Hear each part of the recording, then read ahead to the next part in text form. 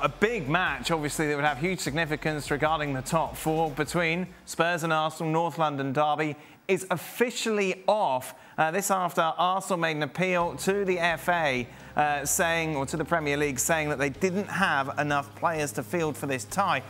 Spurs aren't happy with this. They said the original intention of the guidance was to deal with players' availability directly affected by COVID cases, resulting in depleted squads that when taken together with injuries would result in the club being unable to field a team. We do not believe it was the intent to deal with player availability unrelated to COVID-19.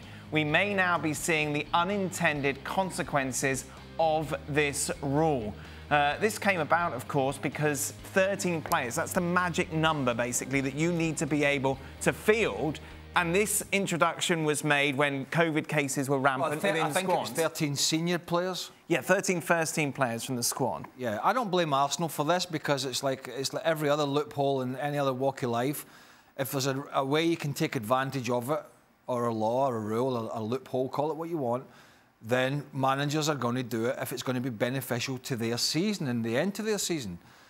So I do not blame Arsenal for this. I blame the rudderless Premier League at the moment, who have had a lot of change of the chief executives in the hierarchy, setting this rule down where it was supposed to be to navigate the pandemic, but has effectively brought every other scenario into it. Suspensions, yes, injuries, yep, African Cup of Nations, COVID cases, and when you throw all that in, it's letting clubs basically off the hook, because my big problem with it is you have a system in England which has changed from when we were growing up. It was the under-18s. You have the under-23s now. Now, the whole premise of this, like any youth platform or youngster platform, is to navigate a pathway for these youngsters to gain the experience to get into the first team. And yet here we have a scenario where, unprecedented in the last couple of years, we have this pandemic, and yet we're not utilising these under-23 and younger platforms to get these games to go ahead, because the Premier League have set a precedent by this rule they've put down, and then clubs are obviously abusing it's the wrong word, but using it to its full capacity, which is what Arsenal have done. And Nedum, in contrast, if you compare it to, say, Spain, where 5 players is the magic number, and we've seen, for example, with Barcelona having to blood in some of the youngsters from their academy, and some have shone as well. So if you're in this situation where you have these squads, you have these academies, do you agree that you should be able to utilise them? That should be the priority? Or should it be being able to field your strongest team? That's such a good question, especially off the back of what Craig just said there, because I think as far as 23s, under-18s and stuff like that go, I think most people start their careers through good fortune as opposed to essentially good play. Like, somebody's injured, somebody's suspended, there's a chance that you'll be able to get the chance to play, and then you take a chance and you go on to have a long career, stuff like this. It seems like that window has kind of disappeared for some of these guys, but I wouldn't necessarily put it down to the clubs, because this is just the rule that's in play now. And as well, it seems like everybody at some point has tested the waters out with it, which seems, as Craig said, it's fair, and it's a shame, but it is fair because the rule is there.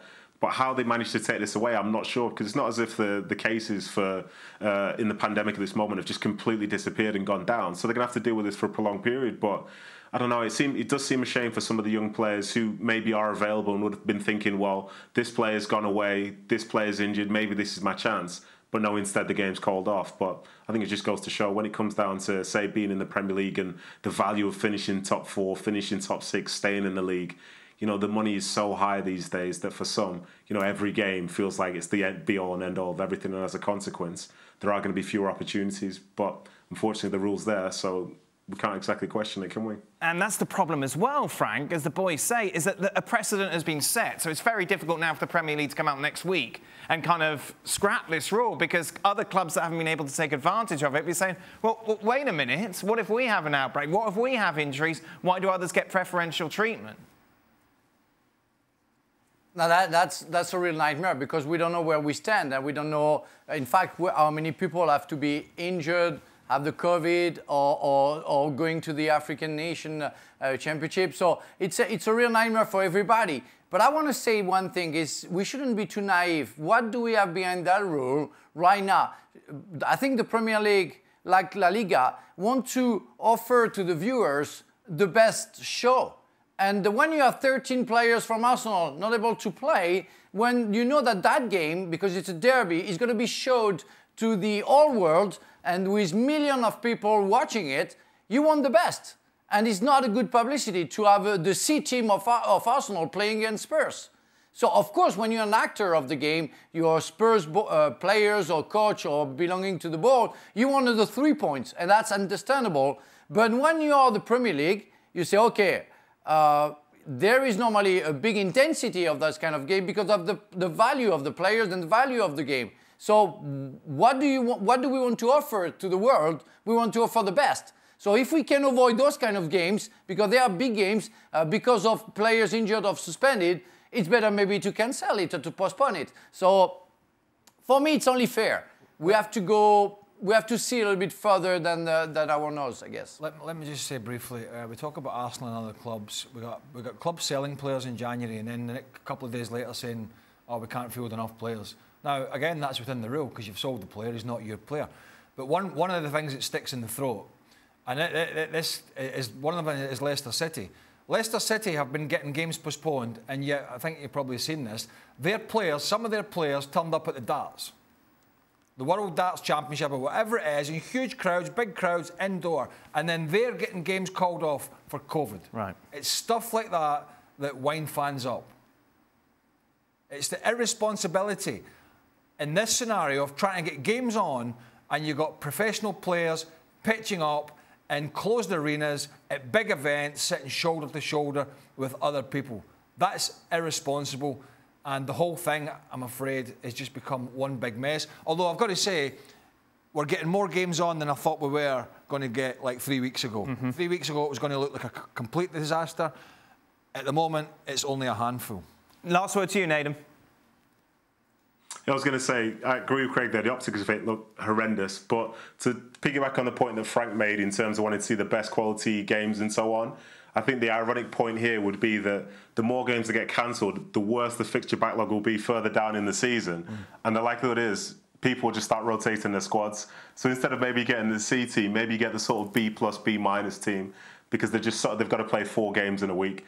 And I think that's the problem. The season will not be extended. So for every game that gets postponed now, it's going to be one heck of a plan to get it so that everything is deemed to be fair as crunch time comes at the end of the season. Let's just remind you, shall we, of the results of the other games that did take place today. Newcastle 1-0 up for a long time, but Watford with a late equaliser, that finishing 1-1. Huge significance at the bottom of the table, as was Norwich City's 2-1 victory over Everton. Taking a look at what that means, Norwich off the bottom for the first time in what feels like forever. They're only 1 point off Watford now. It's quite incredible. You feel it's going to be between those 4 sides as to which 3 will be relegated to the Championship at the end of the season.